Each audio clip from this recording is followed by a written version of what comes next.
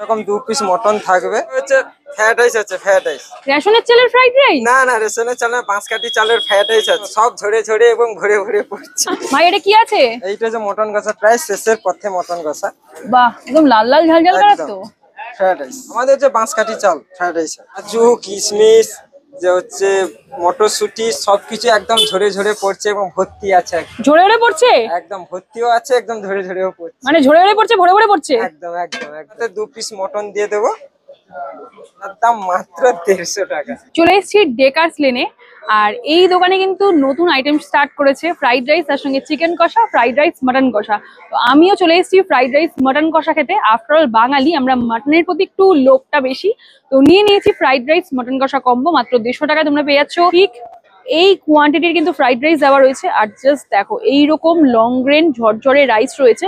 আর veggies কিন্তু ভরে ভরে দিয়েছে, দেখতে পাচ্ছ গাজর রয়েছে, বিনস রয়েছে, তার সঙ্গে কিশমিশ রয়েছে, তার সঙ্গে আবার কড়াইশুঁটি দিয়েছে, তার সঙ্গে কাজু রয়েছে, এই রয়েছে কিশমিশ, মানে ভরে ভরে সবকিছু দিয়ে দিয়েছে।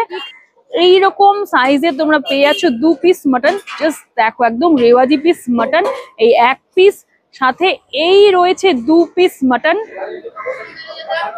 হালকা মিষ্টি মিষ্টি। আর ভর্তি করে যেহেতু এখানে গাজর, কাজু, কিশমিশ দিয়ে দিয়েছে, তার সঙ্গে কড়াইশুঁটি দিয়েছে, টেস্টটা বেশ ভালো লাগছে।